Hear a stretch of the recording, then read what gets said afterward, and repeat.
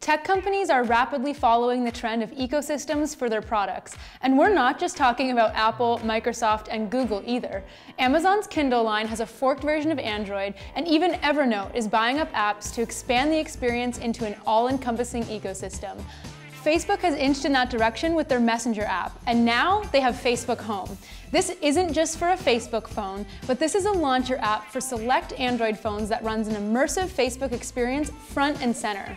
Don't know what a launcher is? If you have an Android phone, I'd recommend you try others out, such as Go Launcher X and Nova Launcher. Launchers give your phone a customizable interface and is a dream if you want to tweak your Android's UI, or even if you want to add a bit of life to your older Android phone. And Facebook Home is, in essence, exactly that, a launcher. When you install Facebook Home, you'll see a prompt asking if you want to always use Facebook Home as your main launcher. Even if you tap Always, you can easily go back in the Facebook Home settings. In fact, it's right there on the top of the settings pane, so don't worry if you're not fond of Home. The interface turns your home and lock screens into a gallery of statuses and photos, which you can tap to comment or like without even going into the Facebook app. Gestures are key here, and you'll see your profile pic as an icon at the bottom. Swipe to get to your app drawer, Messenger app, and last accessed app.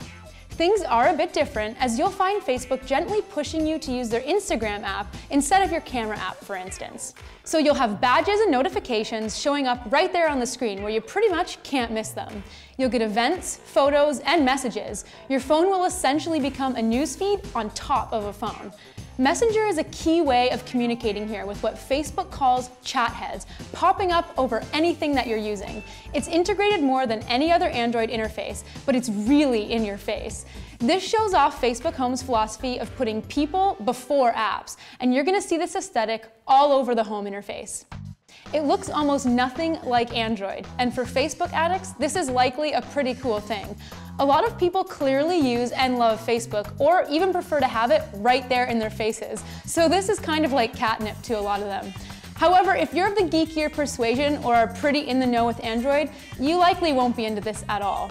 Now, there are some things to like here about Home, but the fact that it's all Facebook all the time is a little bit overwhelming to a lot of us here. On the other hand, the very visual setup has some stuff we'd love to see more of in phones in general, and well, some of it really is very pretty. Give it a try and see what you think, or try some of the other launchers we mentioned earlier if this isn't really your cup of tea. Promises of monthly updates do make it worth keeping an eye on Facebook Home, but maybe CEO Mark Zuckerberg's declarations of ads in the future don't. If you drink the Facebook Kool-Aid already, this is a new and wonderful flavor. Now, if you'll excuse me, I'm gonna go squish some chat heads with my finger. Gotta get connected.